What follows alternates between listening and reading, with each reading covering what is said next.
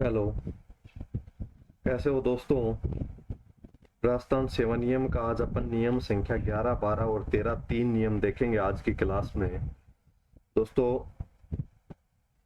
एक एक नियम को आराम से समझते हुए चलेंगे। अगर कोई भी नियम आपको समझ में नहीं आए तो आप कमेंट करके अवश्य बताना कि सर ये नियम समझ में नहीं आया, तो मैं आपको दोबारा से वो नियम समझा दूंगा। टेंशन ज़्यादा लेने की आवश्यकता नहीं है। राजस्थान सेवा नियम अपन एक एक करके एक एक नियम समझते हुए आगे बढ़ रहे हैं।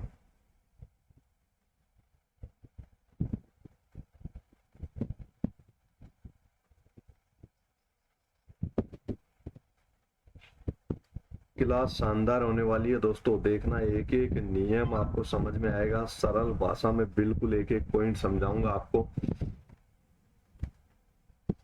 जहां आवश्यकता महसूस होगी वहां उदाहरण के साथ समझाऊंगा दोस्तों।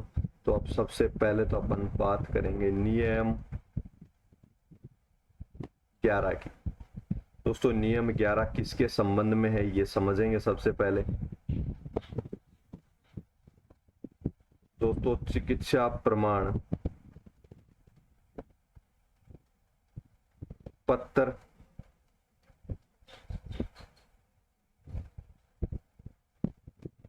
जारी करने वाला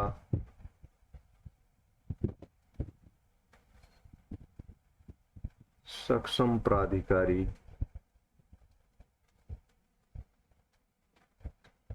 दोस्तों, चिकित्सा प्रमाण पत्र जारी करने वाला सक्षम प्राधिकारी कौन होगा, उसके संबंध में अपना ये नियम संख्या 11 है। ताकि चिकित्सा प्रमाण पत्र किसके द्वारा जारी किया जाएगा? जब कोई भी व्यक्ति राजकीय सेवा में नियुक्त होता है या अपॉइंट होता है या जिसका राजकीय सेवा में चयन हो जाता है, तो दोस्तों उसको चिकित्सा प्रमाण पत्र राज्य सरकार को नियुक्ति से पहले जहाँ पे तय किया जाए निश्चित स्थान पर चिकित्सा प्रमाण पत्र देना होता है। तो दोस्तों, इससे पहले जैसे ही आप जूनियर अकाउंटेंट में सेलेक्ट होंगे तो उसके बाद दोस्तों डॉक्यूमेंट्स वेरिफिकेशन होंगे, और जब आप ज्वाइन करने चाहोगे तो आपको चिकित्सा प्रमाण पत्र साथ में लेके जाना होगा। तो चिकित्सा प्रमाण पत्र जारी करने वाला सक्षम प्राधिकारी कौन होगा, उसके संबंध में ये नियम है कि वो जारी किसके द्वारा बना हुआ होना चाहिए आपका चिकित्सा प्रमाण पत्र। तो दोस्तों, इसके लिए जिला स्तर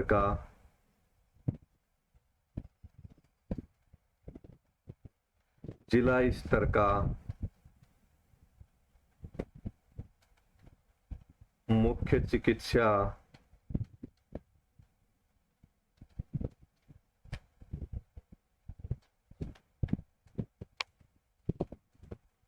जिला स्तर का मुख्य चिकित्सा अधिकारी होना चाहिए इसके लिए, या फिर उससे उच्च पद पर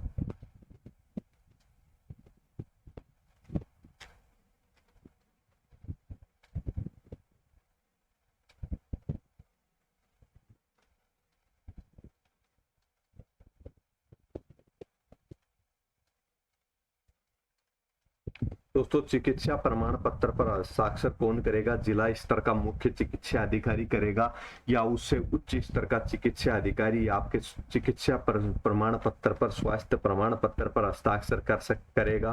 तो इस पर चिकित्सा प्रमाण पत्र पर किसके हस्ताक्षर होनी चाहिए? जिला स्तर के मुख्य चिकित्सा अधिकारी या उससे उच्च स्तर के चिकित्सा अधिकारी। और चिकित्सा प्रमाण पत्र जो होगा उसका प्रारूप किसमें होगा? तो दोस्तों, प्रारूप कैसा होगा? उसका प्रारूप जो अपन ने नियम संख्या 10 में,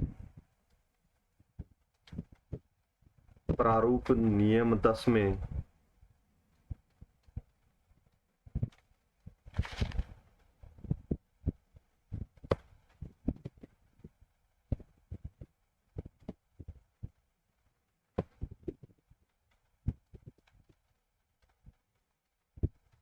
नियम 10 में जो प्रारूप निर्धारित करना है कर रखा है, उस प्रारूप पर हस्ताक्षर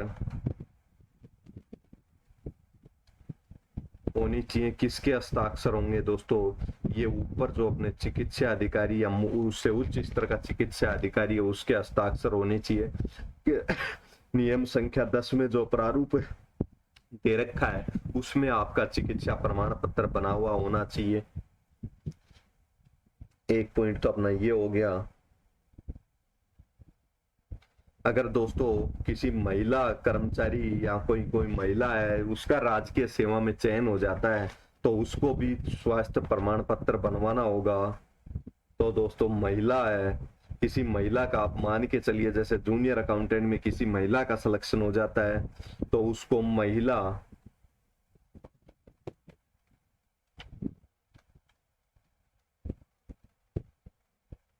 चिकित्सा अधिकारी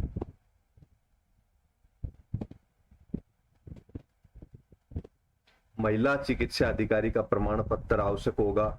अगर महिला को राजकीय सेवा में नियुक्त होती है, उसको चिकित्सा प्रमाण पत्र किसका होगा? उसका स्वास्थ्य जांच का, कि हाँ ये व्यक्ति स्वस्थ है, ये इस प्रकार का प्रमाण पत्र महिला चिकित्सा अधिकारी। और वो महिला चिकित्सा अधिकारी भी कैसी होगी? मुख्य चिकित्सा अधिकारी स्तर की होगी, जिला स्तर की मुख्य चिकित्सा अधिकारी होगी, या उससे उच्च पद की महिला चिकित्सा अधिकारी के द्वारा महिलाओं के लिए चिकित्सा प्रमाण पत्र जारी किया जाएगा। जिस महिला का चयन हुआ है उसके स्वास्थ्य की जांच करके तब उसको नियुक्ति मिलेगी। तो इसके बाद ये दूसरा पॉइंट हो गया। तीसरा पॉइंट क्या है दोस्तों? यदि किसी कर्मचारी को 3 माह या अधिक के लिए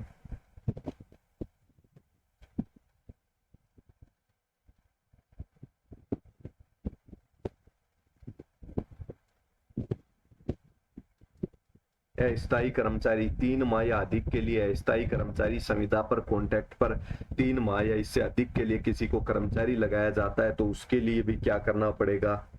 चिकित्सा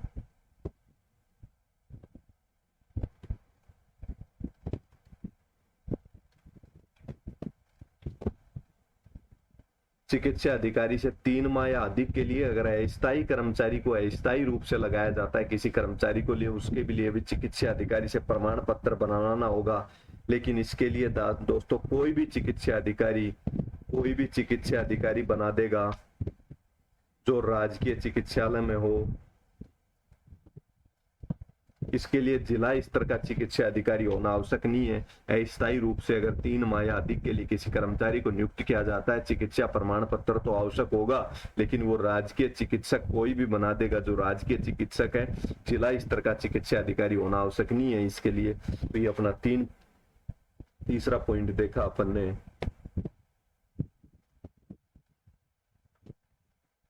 तो दोस्तों अपन ने ये पॉइंट्स देखे, किसके संबंध में थे? ये पॉइंट्स थे चिकित्सा प्रमाण पत्र जारी करने वाले सक्षम प्राधिकारी के संबंध में थे।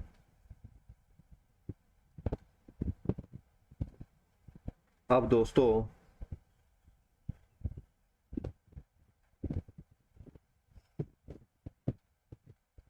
चिकित्सा या दोस्तों स्वास्थ्य प्रमाण पत्र भी कह सकते हैं अपन इसको।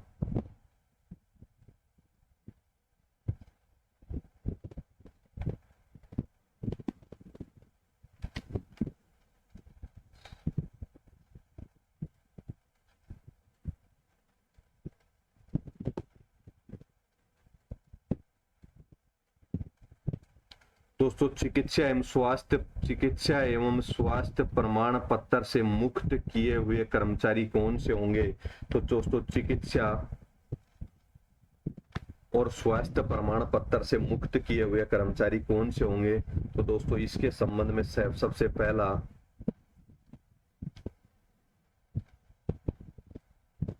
है प्रतियोगी परीक्षा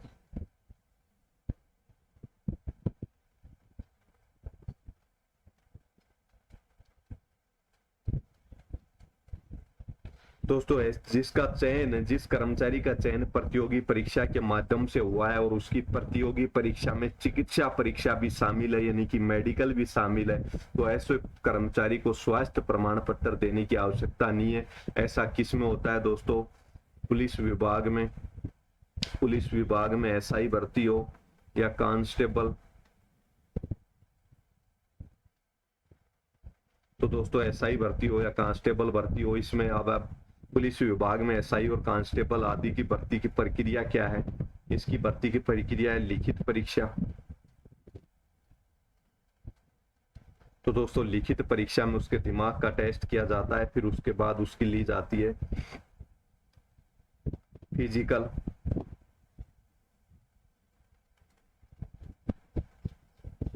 फिजिकल लिया जाता है। फिजिकल में उसकी शारीरिक मानदंड परीक्षा भी कह सकते हैं, हिंदी में इसको फिजिकल परीक्षा को शारीरिक मानदंड परीक्षा, यानी कि उसकी शरीर की हाइट मापी जाती है, उसके चेस्ट मापी जाती है, उसकी उससे रेस करवाई जाती है कि वो कितनी किलोमीटर कितने समय में पूरा कर पाता है या नहीं कर पाता। ऊंची कूद करवाई जाती है, लंबी कूद करवाई जाती है। इस प्रकार से फिजिकल की परीक्षा होती है। और फिजिकल को जिसको अपन शारीरिक मानदंड परीक्षा है कि शारीरिक रूप से वो व्यक्ति क्षमतावान है या नहीं है, ये चेक किया जाता है। और उसके बाद में उसकी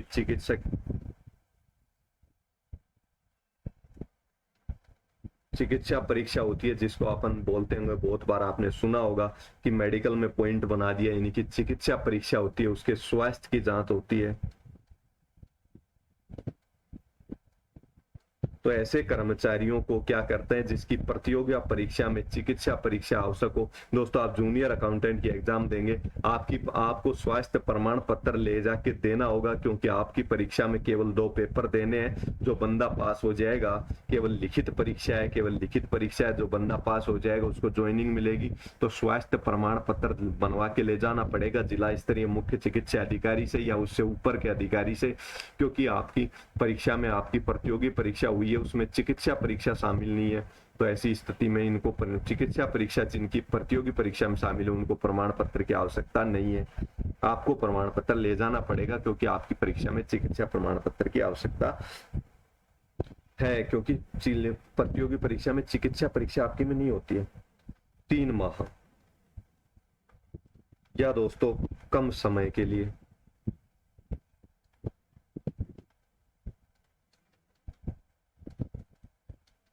अस्थायी लगाया जाता है किसी कर्मचारी को। 3 माह या कम समय के लिए अगर किसी कर्मचारी को अस्थायी लगाया जाता है तो दोस्तों उसका भी चिकित्सा प्रमाण पत्र की आवश्यकता नहीं होगी। 3 माह से कम समय के लिए अगर किसी को अस्थायी लगाया जाता है, अपन ने अभी इससे पहले वाले नियम में पढ़ा था, 3 माह से अधिक के लिए अस्थायी लगाया जाता है तो उसका कोई भी चिकित्सा अधिकारी उसका प्रमाण पत्र बना देगा। लेकिन 3 माह से कम के लिए अस्थायी रूप से लगाया जाता है तो उसको आवश्यकता ही नहीं है स्वास्थ्य प्रमाण पत्र लाके देने की। और तीसरा पॉइंट है दोस्तों 6 माह। ये तो हो गया उच्च पद पर, उच्च पद पर लगाया जाता है। तो दोस्तों 3 माह या कम समय के लिए उच्च पद पर अस्थायी कर्मचारी लगाया जाता है। तो ये स्थिति है। उच्च पद की परिभाषा अपन ने जब अपन परिभाषाओं के नियम पढ़ रहे थे उसमें उच्च पद की परिभाषा भी देखी थी। उसमें लिखा हुआ था कि चतुर्थ श्रेणी कर्मचारी के अलावा सभी कर्मचारी उच्च पद माने जाते हैं, उच्च पद पर माने जाते हैं। तो चतुर्थ श्रेणी के अलावा जो भी कर्मचारी होगा उसको 3 माह या इससे कम समय के लिए अस्थायी लगाया जाएगा, उसको प्रमाण पत्र की आवश्यकता नहीं होगी। अगर 3 माह से अधिक के लिए ही अस्थायी कर्मचारी लगाया जाता है तो उसका कोई भी चिकित्सा अधिकारी प्रमाण पत्र बना देगा, जिला स्तरीय मुख्य चिकित्सा अधिकारी की आवश्यकता नहीं है। अब बात आएगी चतुर्थ श्रेणी कर्मचारी की।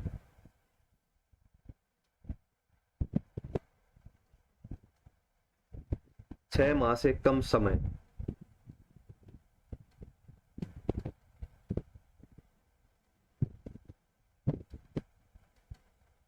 दोस्तों 6 माह से कम समय के लिए चतुर्थ श्रेणी कर्मचारी लगाया जाता है। वो कैसा है? अस्थायी।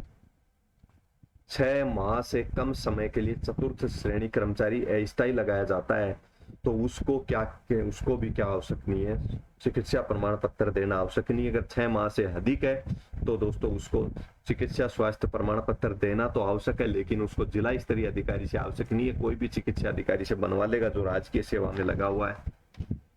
तो ये हो गया तीसरा पॉइंट, जिसको चिकित्सा प्रमाण पत्र की आवश्यकता नहीं है। 6 माह से कम समय के लिए चतुर्थ श्रेणी कर्मचारी लगाया जाता है, उसको आवश्यक नहीं है।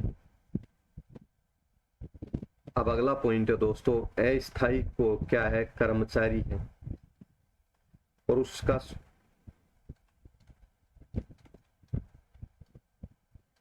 चिकित्सा परीक्षा पूर्व में ही हो चुकी है, यानी कि उससे चिकित्सा का प्रमाण पत्र अस्थायी कर्मचारी से पहले ही प्राप्त कर लिया है और उसका दूसरे कार्यालय में स्थानांतरण कर दिया जाता है तो उसको भी चिकित्सा प्रमाण पत्र की आवश्यकता नहीं है। दोस्तों अस्थायी रूप से कोई कर्मचारी नौकरी पे लगा है तो उससे चिकित्सा प्रमाण पत्र पहले ही ले लिया है या चिकित्सा परीक्षा उसकी पहले ही पूर्व में हो ली और दूसरे कार्यालय में उसका स्थानांतरण कर दिया जाता है, तो दोस्तों ऐसे मामले में अस्थायी कर्मचारी जो होगा दूसरे कार्यालय में स्थानांतरण कर दिया जाता है। दोस्तों ऐसा पुलिस विभाग में जो अपने ये होमगार्ड जिसको बोलते हैं, होमगार्डों की स्थिति में ऐसा होता है, उनका अगर दूसरे कार्यालय में स्थानांतरण हो गया, लेकिन उनके होमगार्ड का दोस्तों पर लिखित परीक्षा होती है, रेस भी होती है और चिकित्सा परीक्षा भी होती है, उसके बाद होमगार्ड लगते हैं। तो दोस्तों जब होमगार्ड लगते हैं तो उसके बाद अस्थायी कर्मचारी होते हैं वो, और उनको क्या करते हैं, दूसरे कार्यालय में उनका क्या कर दिया जाता है, अगर स्थानांतरण कर दिया जाता है, ट्रांसफर कर दिया जाता है, तो चिकित्सा प्रमाण पत्र की उनको भी आवश्यकता नहीं है।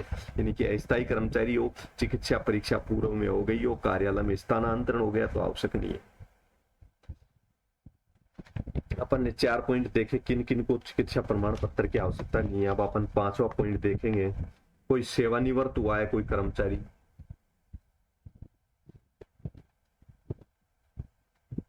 और उसके क्या हुआ है, तुरंत बाद उसको क्या कर दिया गया है, पुनः पुनः नियुक्त। कोई कर्मचारी सेवानिवृत्त हो गया है, तुरंत बाद उसको पुनः नियुक्त कर दिया गया है। कहाँ पे, किसी भी ऑफिस में सेवानिवृत्त कर्मचारी को तुरंत बाद पुनः नियुक्त कर दिया गया है, वापस से नियुक्त कर दिया गया है दोस्तों, तो उसको भी सेवानिवृत्ति के तुरंत बाद अगर किसी कर्मचारी को वापस से अस्थायी लगाया जाता है, क्योंकि दोस्तों सेवानिवृत्ति के बाद अस्थायी नौकरी मिलेगी, तो अस्थायी अगर लगाया जाता है, पुनः तुरंत नियुक्ति हो जाती है, तो उसको भी चिकित्सा प्रमाण पत्र की आवश्यकता नहीं है।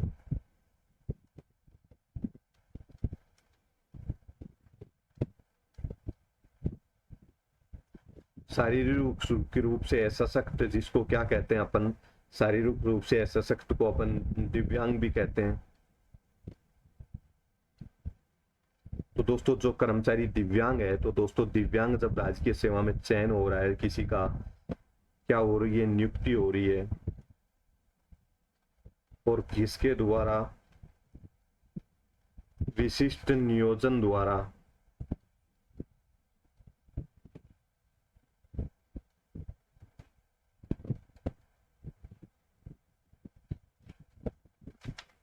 असशक्त शारीरिक व दिव्यांग कर्मचारी है, उसकी नियुक्ति हो रही है विशिष्ट नियोजन द्वारा।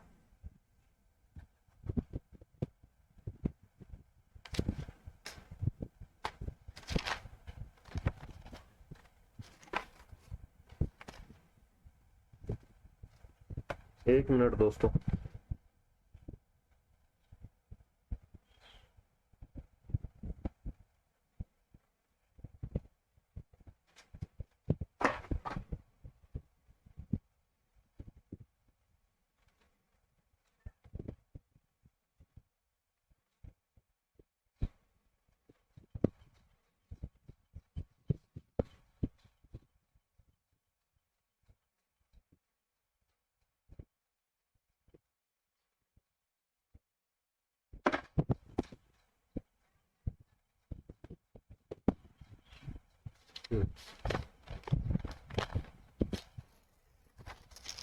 तो कर ले दोस्तों। दिव्यांग अपन क्या पढ़ रहे थे, असशक्त शारीरिक रूप से असशक्त या दिव्यांग कर्मचारी, उसकी नियुक्ति हो जाती है विशिष्ट नियोजन संस्था के द्वारा, यानी कि आरपीएससी, आरएसएसबी, इस प्रकार से जो भी संस्था होती है जो कर्मचारियों का क्या करती है, विशिष्ट नियोजन करती है, यानी कि उनको प्लानिंग करती है या नियुक्त करती है, तो उनके द्वारा दिव्यांग की अगर नियुक्ति होती है, उसको स्वास्थ्य प्रमाण पत्र लाने की आवश्यकता नहीं है। क्यों आवश्यकता नहीं है, क्योंकि जब वो नियुक्त होता है तो दोस्तों वो दिव्यांग का फॉर्म भरते समय ऑप्शन भरता है, तो उसके बाद उसको जब वो नियुक्त होने के बाद डॉक्यूमेंट्स वेरिफिकेशन होते हैं। जैसे ही आप जूनियर अकाउंटेंट में नियुक्त होंगे और आप में से कोई दिव्यांग कर्मचारी होगा, तो उसको क्या करना पड़ेगा, उसको दिव्यांग होने का प्रमाण पत्र भी देना पड़ेगा। बाद में डॉक्यूमेंट्स वेरिफिकेशन के समय में आपके भी डॉक्यूमेंट्स वेरिफिकेशन होंगे, यानी आपके भी कागज चेक किए जाएंगे कि आपके पास योग्यता है या नहीं है, आपने कोई झूठ तो फॉर्म के अंदर नहीं भरी है। तो इस प्रकार से उसका चेक होगा, तो उससे दिव्यांग प्रमाण पत्र लिया जाएगा। और वो दिव्यांग प्रमाण पत्र कौन बनाता है, इनका दिव्यांग प्रमाण पत्र कौन बनाता है दोस्तों, बनाता है अधीक्षक।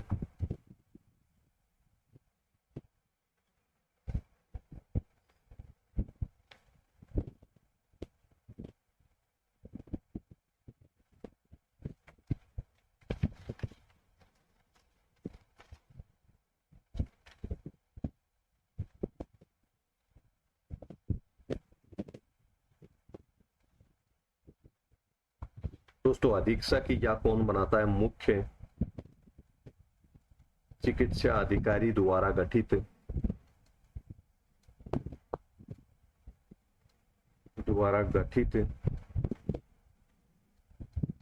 बोर्ड। तो दोस्तों इनका मुख्य चिकित्सा अधिकारी द्वारा गठित बोर्ड के द्वारा इनका प्रमाण पत्र बनाया जाता है।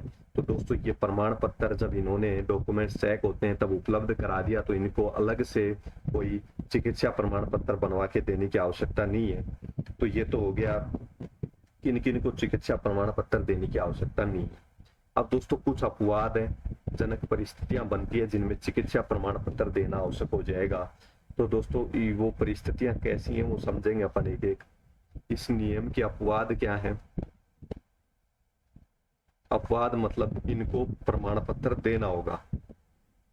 तो कोई कर्मचारी है वो स्थानीय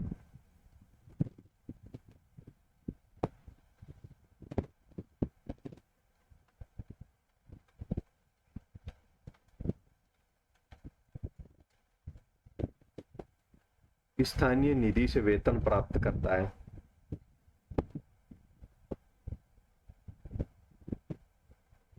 और उसको क्या कर दिया गया? स्थानीय निधि से वेतन प्राप्त करता है, यानी कि अस्थायी है, अस्थायी कर्मचारी हुआ, स्थानीय निधि से वेतन प्राप्त कर रहा है। तो और उसको क्या कर दिया गया? सरकारी सेवा में लगा दिया, यानी कि सरकारी नौकरी में उसको नियुक्ति दे दी। संविदा पर कोई स्थानीय निकाय में कार्य कर रहा था, स्थानीय निकाय अपनी पंचायत समिति जिला परिषद में संविदा पे कोई व्यक्ति लगा हुआ था, उसको राज्य सरकार ने क्या कर दिया? राजकीय सेवा में लगा लिया, उसको स्थायी कर दिया गया। तो उसको जैसे ही स्थायी करेंगे तो उसको भी क्या आवश्यक होगा? स्वास्थ्य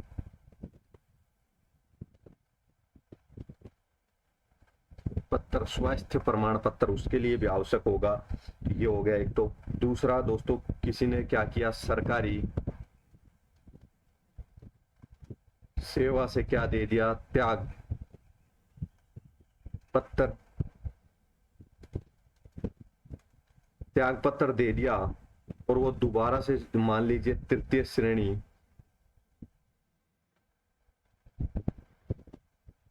थर्ड ग्रेड शिक्षक था कोई, उसने त्याग पत्र दे दिया। क्या किया? त्याग दिया, नौकरी को छोड़ दिया। उसके बाद उसका क्या हो गया? फर्स्ट ग्रेड में सिलेक्शन हो गया, चयन हो गया, उत्तीर्ण हो गया। तो जैसे ही दोस्तों फर्स्ट ग्रेड में उत्तीर्ण हो गया तो उसको क्या होगी? पुनः नियुक्ति होगी। और जैसे ही उसकी दोस्तों पुनः नियुक्ति होगी तो उसको क्या देना पड़ेगा? स्वास्थ्य प्रमाण पत्र दोबारा से देना पड़ेगा। पहले चाहे उसने दिया हो थर्ड ग्रेड के समय, लेकिन अब वो वापस से अपॉइंट हो रहा है, रीअपॉइंट हो रहा है, तो उसको स्वास्थ्य प्रमाण पत्र दोबारा से देना हो। अब ये तो हो गया अपना नियम संख्या 11 और 12, अपन ने दो नियम समझे। अब दोस्तों नियम संख्या 13। दोस्तों ये क्या कहता है? राज्य सेवा की मूलभूत शर्त दे रखी है इसमें, राज्य सेवा की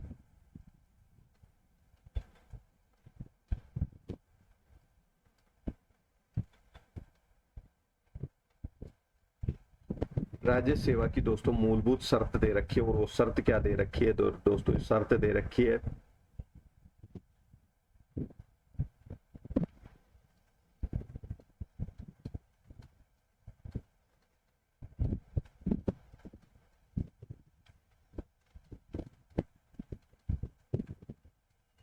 संपूर्ण समय सरकार के निष्पादन में रहेगा। यानी कि दोस्तों सरकार जो राज्य सेवा की मूलभूत शर्त क्या है कि जब भी उसको किसी भी कार्य के लिए ड्यूटी के अलावा भी बुलाया जाएगा राजकीय कार्य के लिए, तो उसको जाना होगा। उसको किसी भी स्थान पर नौकरी पे लगाया जा सकता है, उसी को किसी भी कार्य में नियोजित किया जा सकता है, किसी भी कार्य में उसको लगाया जाता है, तो वो संपूर्ण समय के लिए। ऐसा नहीं है कि मेरे तो आज ड्यूटी का टाइम हो गया मैं नहीं आऊंगा। दोस्तों राजकीय कार्य होगा और सक्षम प्राधिकारी अगर उसको बुलाएगा तो संपूर्ण समय में किसी भी समय पे उसको कार्य पर जाना होगा। तो राजकीय सेवा की मूलभूत शर्त क्या है? कि संपूर्ण समय सरकार के निष्पादन में रहेगा। एक शर्त तो ये हो गई। दूसरी, बिना अतिरिक्त पारिश्रमिक के।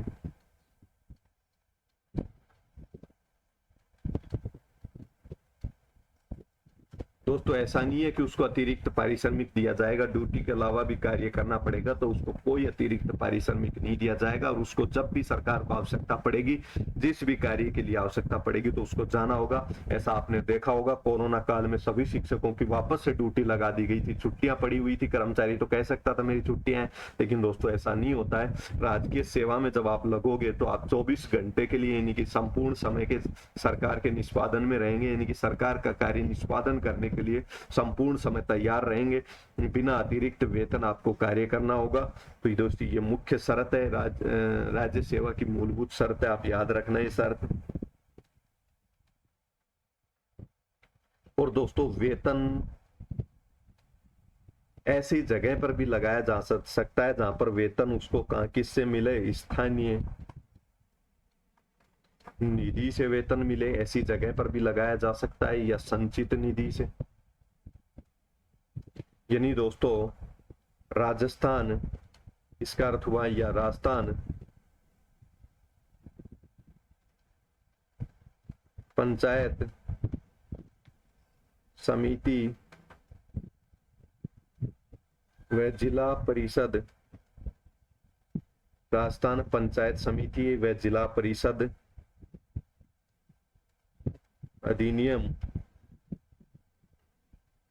1959 के तहत, दोस्तों राजस्थान पंचायत समिति एवं जिला परिषद अधिनियम 1959 के तहत उसको पंचायत समिति में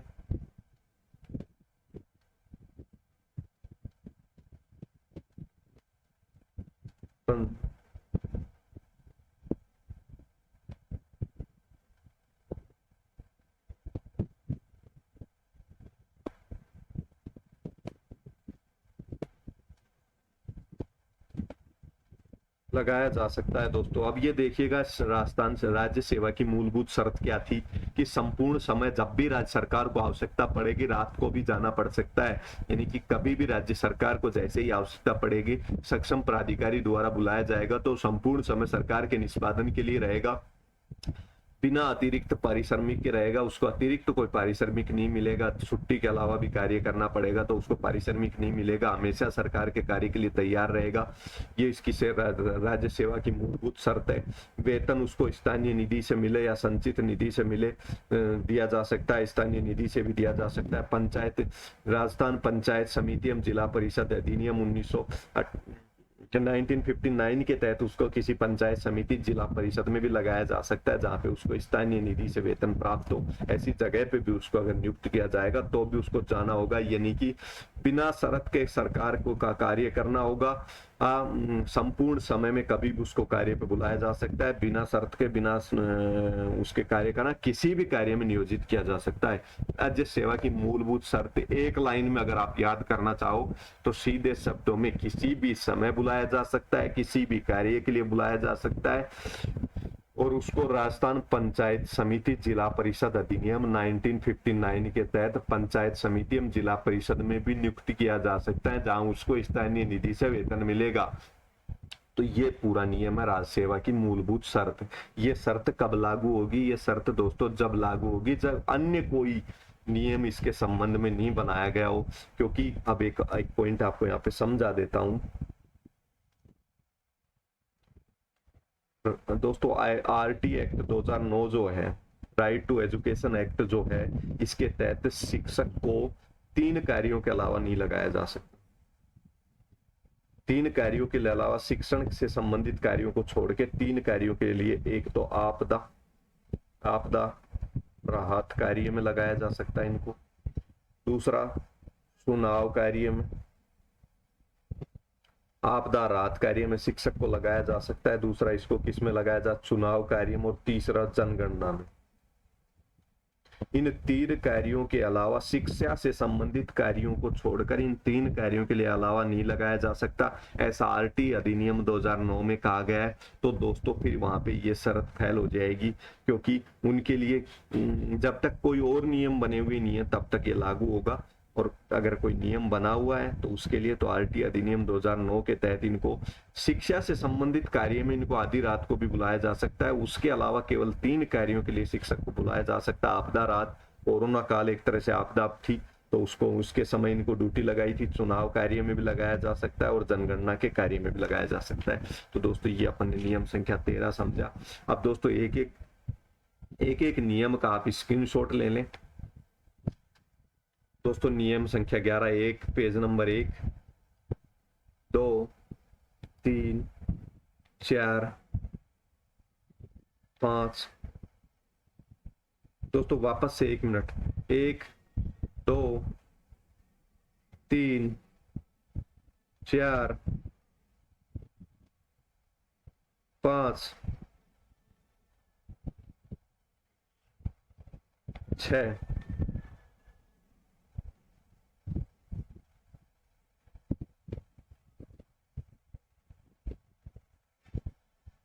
तो दोस्तों ये 6 पेज का आप स्क्रीनशॉट ले लें। आज की क्लास में इतना ही। दोस्तों क्लास एक कैसी लग रही है आप बताएं। आपको कोई भी प्रॉब्लम हो तो कमेंट बॉक्स में आप मैसेज करें।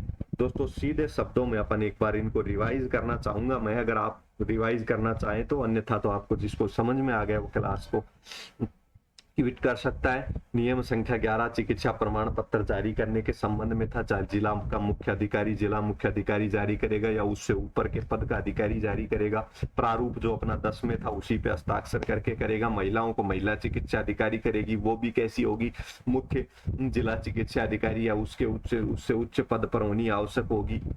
3 माह या इससे अधिक के लिए किसी को या स्थायी रूप से उच्च पद पर किसी कर्मचारी को लगाया जाता है तो भी प्रमाण पत्र कोई भी चिकित्सा अधिकारी से बनवा के लेके जाना पड़ेगा। इसके लिए जिला स्तर का चिकित्सा अधिकारी आवश्यक नहीं है।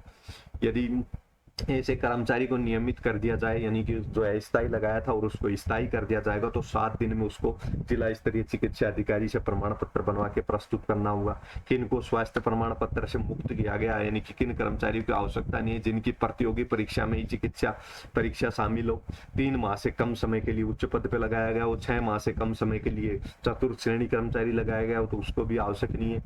एक अस्थायी राज्य कर्मचारी जिसकी चिकित्सा परीक्षा पूर्व में ही किसी विभाग में हो चुकी है, यानी कि अस्थायी कर्मचारी लगाया है और उसका पहले ही चिकित्सा प्रमाण पत्र प्राप्त कर लिया, या फिर जैसे होमगार्ड की स्थिति में होता है वहां पे चिकित्सा परीक्षा होती है, अस्थायी कर्मचारी होते हुए भी चिकित्सा परीक्षा होती है और उस कर्मचारी का एक स्थान से दूसरे स्थान पर स्थानांतरण हो गया तो उसको चिकित्सा प्रमाण पत्र उपलब्ध कराने की आवश्यकता नहीं है। एक सेवानिवृत्त हो गया, रिटायर हुआ है अभी और तुरंत उसको दोबारा से पुनः अस्थायी रूप से लगा दिया तो उसको भी चिकित्सा प्रमाण पत्र की आवश्यकता नहीं है। शारीरिक रूप से सशक्त व्यक्ति, यानी कि जिस व्यक्ति को क्या किया गया हो, हाँ जो सॉरी शारीरिक रूप से ऐसा यानी दिव्यांग व्यक्ति जब एग्जाम का फॉर्म भरता है तो दोस्तों वो उसमें लिखा हुआ लिखता है दिव्यांग का ऑप्शन क्लिक करता है, फिर उसके बाद उसको क्या मिलता है, रिजर्वेशन मिलता है उस चीज का, फिर वो सेलेक्ट होता है तो दोस्तों उसको दिव्यांग का प्रमाण पत्र देना होता है वो डॉक्यूमेंट्स वेरिफिकेशन के समय। तो दोस्तों उसकी चिकित्सा प्रमाण पत्र, उसके स्वास्थ्य का जांच वहीं पे हो जाती है और उसके स्वास्थ्य चिकित्सा प्रमाण पत्र किसके द्वारा बनाया जाता है,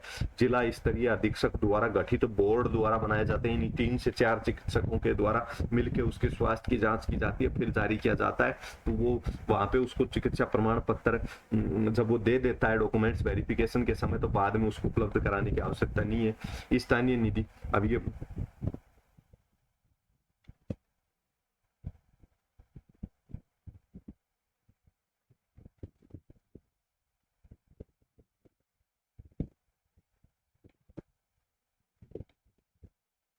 ये दोस्तों इस नियम का अपवाद है। स्थानीय निधि से अगर वेतन प्राप्त करने वाला कर्मचारी है और उसको स्थायी कर दिया गया तो प्रमाण पत्र लाएगा। कोई त्याग पत्र दे के चला गया, दोबारा नियुक्ति हो गई तो उसको भी प्रमाण पत्र लाना पड़ेगा। और मूलभूत शर्त क्या है कि वो किसी भी मामले में, जब तक किसी मामले में अन्यथा रूप से स्पष्ट प्रावधान नहीं किया गया हो, जैसे शिक्षक के मामले में स्पष्ट प्रावधान किया गया है कि 3 शिक्षा से संबंधित कार्यों के अलावा 3 कार्यों में लगाया जाएगा, उसके अलावा उस शिक्षक को कार्य में नहीं लगाया जाएगा। जिन सेवाओं के संबंध में स्पष्ट प्रावधान नहीं किया गया उनको किसी भी कार्य में किसी भी समय लगाया जा सकता है। शिक्षक को भी किसी भी समय लगाया जा सकता है लेकिन उसको किसी भी कार्य में नहीं लगाया जा सकता। उसके जो कार्य लिखे हुए हैं शिक्षा कार्य के अलावा 3 कार्यों में लगाया जा सकता है। जनगणना ये मैं आपको समझाने के लिए बता रहा हूँ दोस्तों, ये आपके अपने अपने सिलेबस में शामिल नहीं है। जनगणना के कार्य में, आपदा राहत के कार्य में, और तीसरा चुनाव कार्य में, 3 कार्य के अलावा शिक्षा कार्य के अलावा 3 कार्यों के अलावा उसको नहीं लगाया जा सकता। अन्य कोई कर्मचारी है, अन्य विभाग का कर्मचारी, तो उसको किसी भी कार्य में लगाया जा सकता है, जिसके लिए जब तक नियम नहीं बने हैं। हाँ, समय पर किसी पर भी किसी भी कर्मचारी को बुलाया जा सकता है। तो राज्य सेवा की मूलभूत शर्त आप तो सीधे शब्दों में याद रखना कि किसी भी कर्मचारी को किसी भी समय पे सरकारी नियोजन के लिए, मतलब सरकारी कार्य के लिए वो हर समय उपलब्ध रहेगा। उसको कभी भी बुलाया जा सकता है, किसी भी कार्य पर लगाया जा सकता है, कहीं से भी तनख्वाह दी जा सकती है। राजस्थान राज्य पंचायती राज अधिनियम का जो से संबंधित जो अधिनियम है, राजस्थान पंचायत समिति एवं जिला परिषद अधिनियम 1959 के तहत उसको किसी भी पंचायत समिति या जिला परिषद में नियुक्त किया जा सकता है, जहाँ पे उसको वेतन स्थानीय निधि से भी मिल सकता है। तो दोस्तों, ये हो गया अपना आज की क्लास। धन्यवाद दोस्तों, अब अपन नेक्स्ट क्लास में मिलेंगे। उम्मीद करता हूँ आपने स्क्रीनशॉट ले लिए होंगे। एक पेज का और रह गया दोस्तों, वो भी आपको मैं उपलब्ध करा रहा हूँ। इस पेज का भी आप स्क्रीनशॉट ले लें। ये होगी दोस्तों आज की क्लास। अब अपन मिलेंगे नेक्स्ट क्लास में। धन्यवाद दोस्तों।